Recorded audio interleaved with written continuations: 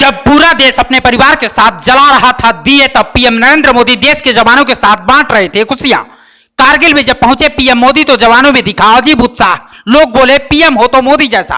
कारगिल में मोदी ने जब उठाया हथियार तो थर-थर कांपने लगा पाकिस्तान। जी हां, जब हम और आप पूरा देश अपने परिवार के साथ दिवाली के मौके पर अपने दिए जला रहे थे, फुलझड़ियां जलाकर खुशियां बांट रहे थे, उस वक्त देश के पीएम नरेंद्र मोदी कारगिल में जवानों के साथ दिवाली की खुशियां बांट रहे थे। जिस दृश्य को देखकर आप भी कहेंगे कि पीएम हो तो नरेंद्र मोदी जैसा। हालांकि जवानों के साथ पीएम मोदी की यह पहली दिवाली नहीं थी। पीएम नरेंद्र मोदी ने जब से देश की बागडोर संभाली है, तब से हर साल दिवाली सीमा पर पहरा देने वाले जवानों के साथ ही मनाते हैं।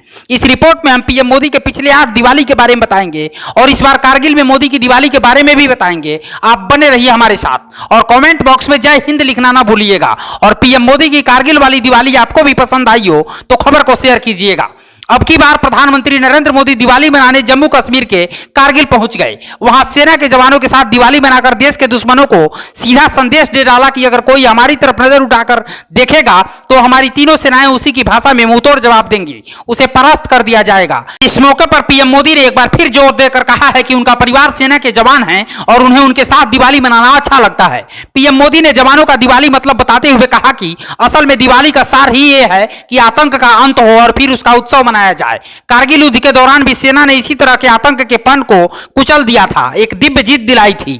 पीएम ने अपने संबोधन में कहा कि कोई भी राष्ट्र खुद को तभी सुरक्षित कर सकता है जब उसके बॉर्डर सुरक्षित हो, जब उसकी अर्थव्यवस्था सशक्त हो और जब गरीबों को अपना खुद का घर मिले, हर सुविधा मिले।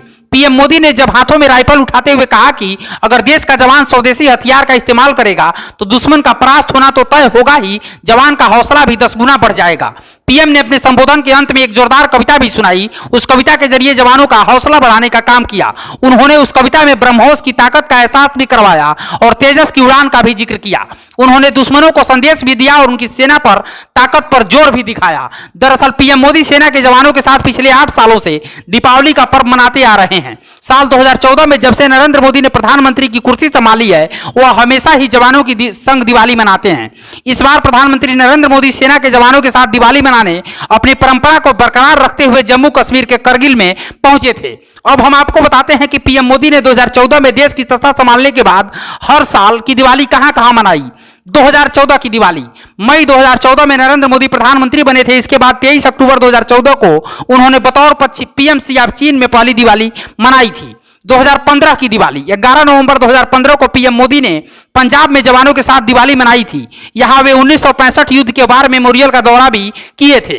2016 की दिवाली, 30 अक्टूबर 2016 को पीएम मोदी हिमाचल के किन्नौर में दिवाली मनाने पहुंचे थे। यहां उन्होंने भारत चीन बॉर्डर के पास जवानों के साथ दिवाली मनाई थी।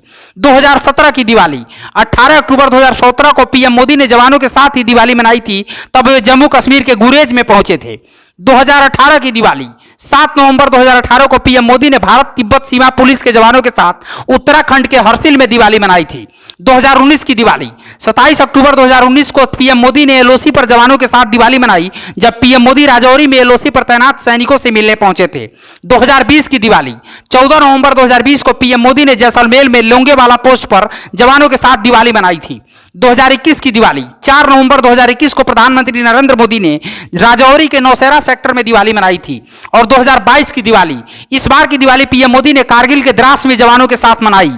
इस तरह से पूरी रिपोर्ट में पीएम मोदी के द्वारा हर साल सेना के जवानों के साथ दिवाली मनाए जाने पर आप क्या कहना चाहेंगे? क्या पीएम मोदी का जनता के दिलों पर राज करने का एक रहस्य ये भी है? आप अपना जवाब हमें कमेंट बॉक्स में जरूर दीजिएगा और खबर अच्छी लगी हो तो शेयर कीजिएगा। ब्यूरो रिपोर्ट, पूर्वांचल समाचार।